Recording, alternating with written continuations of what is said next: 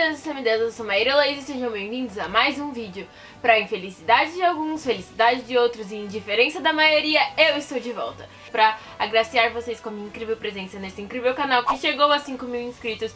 E no vídeo de hoje, que é mais um vídeo sobre a adaptação de Percy Jackson, porque agora que saiu a notícia de que vai ter a adaptação de Percy Jackson, eu só sei falar sobre a adaptação de Percy Jackson. Alguém, bom dia, Maíra.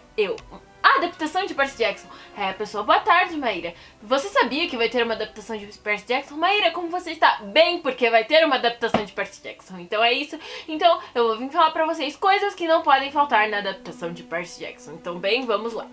Primeira coisa que eu acho que é uma coisa que todo mundo concorda que é mais importante, uma das coisas mais importantes são as crianças com 12 anos. E por que? Você pode perguntar, Maíra, mas por quê? Porque o Percy era uma criança e se você for pegar o Percy dos livros e colocar ele numa pessoa de 16, ele vai ficar uma pessoa muito infantil. Então, e como a gente quer que seja fiel, a gente quer uma pessoa de 12 anos interpretando o Percy, uma pessoa de 12 anos interpretando a Annabeth. Mas ele aparenta. Sim, que ele aparenta, enfim.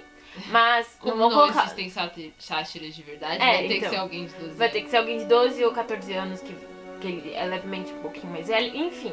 Mas, contudo, entretanto, todavia, o Rick Riordan, ele garantiu pra gente que vai ser gente de 12 anos, então é isso. E outro motivo, isso aqui é outro motivo pra eu não fazer um fancast. Eu não faço um fancast porque eu quero atores novos, caras novos, porque...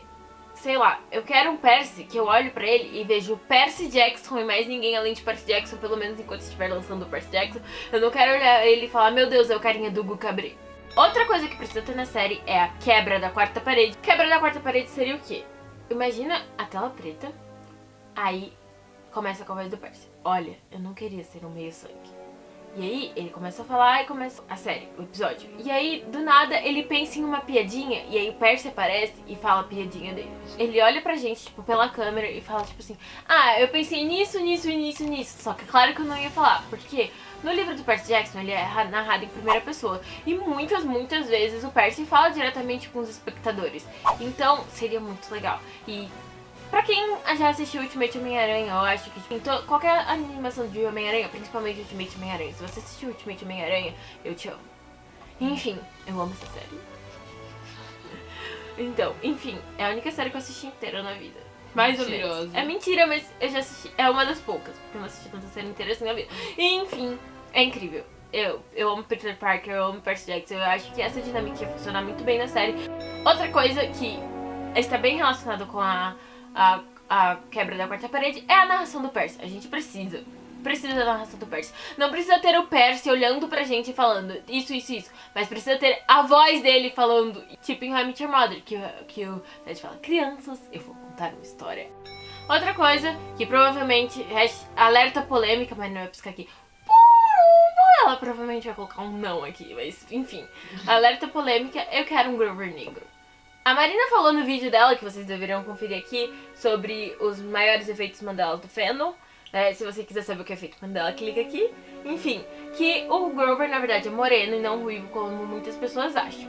Mas eu queria ele negro, porque, tipo assim, para as pessoas que já assistiram o filme, elas têm uma visão do Grover negro. E eu sei que no livro do Rick Riordan ele é branco, mas eu acho que seria bom incluir o Grover negro, porque, sei lá... eu gostei muito do que o Brandon Jackson fez com o Grover. Pra mim, esse Grover é melhor do que o Grover do livro. E se vocês quiserem saber outras coisas que são melhores nos filmes do que nos livros, confiram esse vídeo. Enfim, então, pra mim o Grover tem que ser negro. Então, não tem necessidade de ser todo mundo branco. Outra coisa que eu acho que ia ser incrível se acontecesse seria a aparição do Rick Riordan. Tipo, o Rick Riordan aparece lá aleatoriamente. Tipo Stan Lee. Que ele aparece em todos os filmes da Marvel. Tipo, se toda temporada aparecesse o Rick Riordan. Nossa, isso é incrível. Então isso é basicamente, tipo, das coisas que eu queria. E agora eu vou falar das cenas que não podem faltar. Porque talvez se esse vídeo tivesse sido lançado há muitos anos e os produtores da Fox tivessem visto, os filmes teriam sido um sucesso. Porque eu sei o que os semideuses querem. Votem Maíra para presidente. E aliás, gente, o Rick Riordan está escrevendo o roteiro do piloto de Percy Jackson e a série provavelmente vai chamar Percy Jackson e os Olimpianos. Perfeito. Eu achei isso meio óbvio. Muita gente fez escarcel por causa disso, mas eu achei meio óbvio. Enfim, e o Rick Riordan tá escrevendo, então provavelmente não vão faltar essas cenas, mas eu quero garantir escrever aqui que essas são as cenas que não podem faltar. Então se no futuro lançarem a adaptação e não tiver alguma dessas cenas, vocês vão ver eu falando sobre essas cenas. A primeira cena que não pode faltar é o Percy matando a Sra. Dodds, que é a professora de álgebra, que essa cena é incrível, porque é o primeiro monstro que o Percy mata, tipo, e ele mata meio sem querer, mas é incrível e eles colocaram nos filmes, olha só, uma coisa certa que eles fizeram nos filmes. Mesmo que fosse um Percy de 16 anos numa caneta clique. Então, essa cena não pode faltar. Outra cena que não pode faltar, que é uma cena muito boa, que é o Percy jogando a Nancy na água. Não sei exatamente como eles podem fazer isso, mas tem que ser uma coisa do tipo... Porque o Percy fala que ele olhou pra Nancy, e aí ele ouviu um barulho de oceano no ouvido dele, e aí a Nancy tava no chafariz de repente. E aí depois as pessoas falam, você viu? A água, parece que agarrou. E aí o Percy fica tipo, excuse me bro, what the fuck? Enfim, não pode faltar essa cena, porque essa cena é incrível. Outra cena que definitivamente não podem tirar é o Percy matando o Minotauro. Porque, tipo assim, por mais que ele tenha matado a Sra. Dodds, não foi algo tão importante quanto ele ter matado o Minotauro. Tanto que no último Olimpiano, ele fala pra gente, tipo, que ele ia rever o Minotauro, que foi... Não foi o primeiro monstro que ele matou, mas tipo, que ele realmente enfrentou, porque o negócio com a Sra. Dodds foi muito rápido, foi muito reflexo. Só que com o Minotauro foi realmente uma batalha, tipo... E aí o Percy ganhou o chifre e tal, mano. Foi muito importante, tipo, pro Percy. E, sei lá... Se pá, ele tem um chifre de Minotauro até hoje. Não lembro, talvez você que decorou os livros. Coloca aqui, eu decorei os livros, mas não essa parte dos livros. Modo Stand Percabat On não pode faltar a cena do você baba enquanto está dormindo. E é você baba enquanto está dormindo. Já disse, assiste o vídeo dos efeitos Mandelas da Marina. Que é a cena quando o Percy olha pra Annabeth, aí ele fala assim, achei que ela ia falar, uau, você é tão legal! Ou sei lá, meu Deus, você matou o Minotauro. Mas ela só olhou pra mim e falou, você baba enquanto está dormindo. E saiu correndo. Mandou uma cena. Outra coisa que não pode faltar, que só lembraram dele no segundo filme de Percy Jackson, é o Sr. D.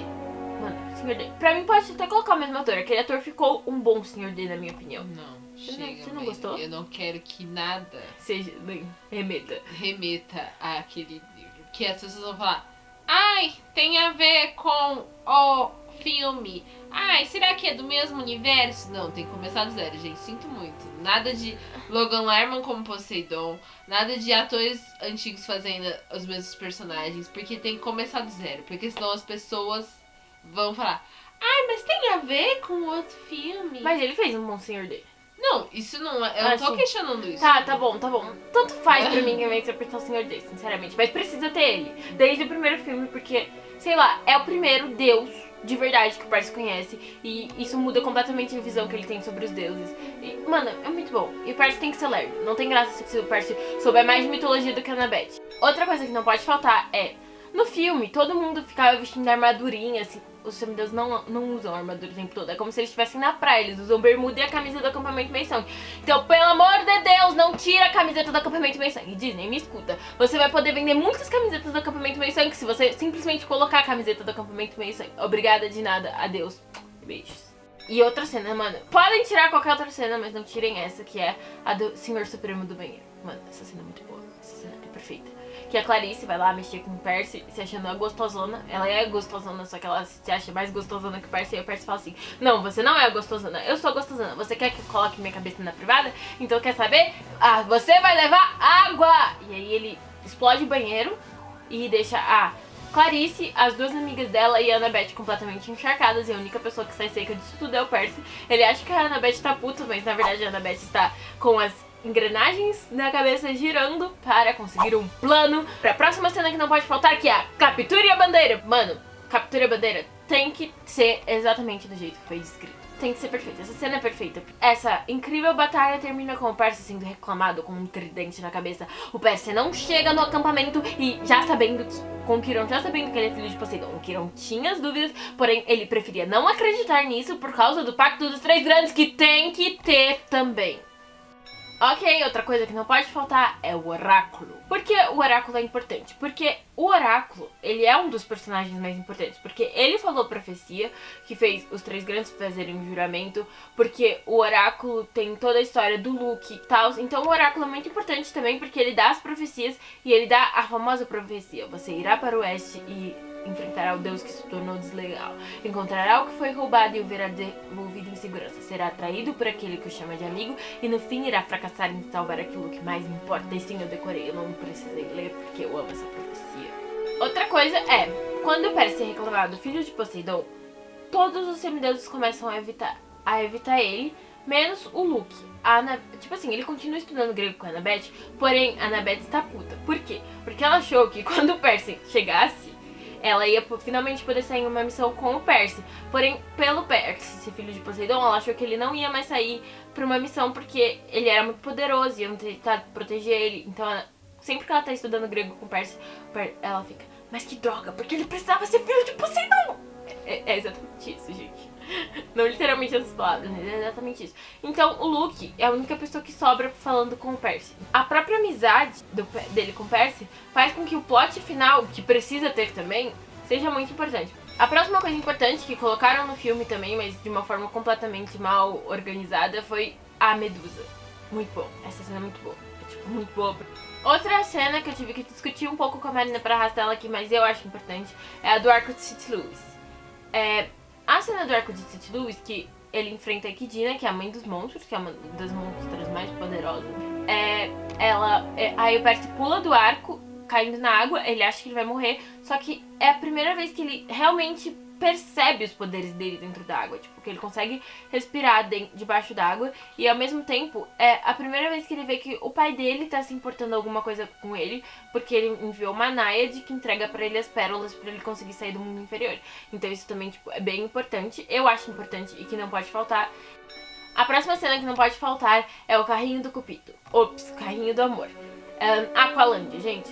Aqualândia é perfeita. Mano, se eu pudesse, eu pegava o roteiro, tipo assim, eu pegava o livro e transformava no roteiro da série, porque é perfeito, não tenho que tirar, não tenho que pôr, é perfeito, eu só quero ver uma adaptação fiel, fidelidade, tem que se prender essa palavra.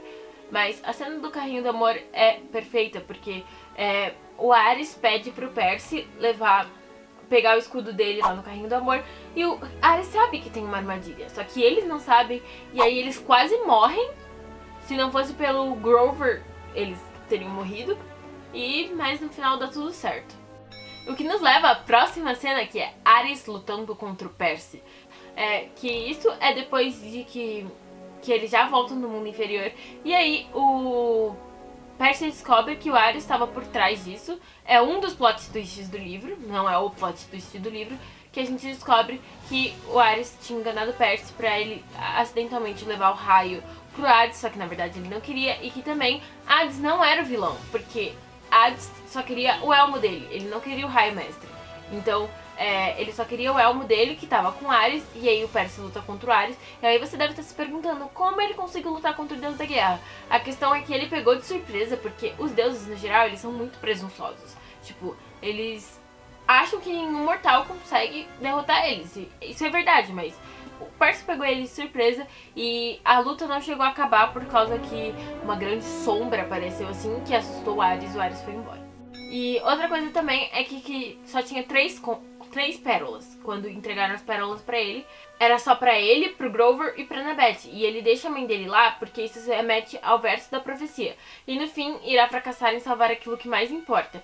Então, ele fracassou em salvar a mãe dele, que era o que mais importava pra ele, porque ele não ia conseguir salvar a mãe dele, só a mãe dele conseguia se salvar. Não foi ele que salvou a mãe dele, ele cumpriu a parte dele no trato, e aí o Hades deixou ela ir.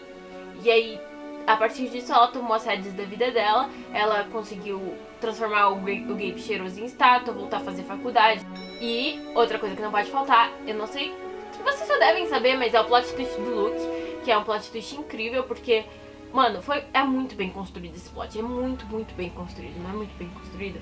É muito bem construído. Tipo, você não imagina, só que é aquela coisa que quando acontece, faz sentido. Então não pode faltar. E por último, mais ou menos importante, o Cronos. Porque os 5 livros se tratam da jornada da guerra contra o Cronos. Então, tipo, é muito importante eles já introduzirem Cronos no primeiro livro. Até porque ele estava por trás de tudo isso. Tipo, realmente por trás não era o Ares, não era o Luke, era ele que estava por trás disso tudo. Então é muito importante eles introduzirem isso desde o primeiro, ao contrário do que fizeram no filme, que só introduziram ele no segundo e ainda fizeram derrotar ele no segundo. Então, é isso. Esse foi o vídeo de hoje, eu espero que vocês tenham gostado. Não esqueçam de se inscrever no canal, de curtir o vídeo, recomendar para seus amigos que leram Percy Jackson e estão ansiosos para adaptação. Eu também tô muito ansiosa para adaptação. Vejam meu vídeo surtando com a adaptação. Sigam a gente no Twitter, no Facebook, no Instagram. Comentem aqui embaixo a cena que você acha que não pode faltar, se você concorda comigo das cenas, se você discorda de mim das cenas, que você não acha tão importante algumas cenas que eu falei. Tchau e até a próxima!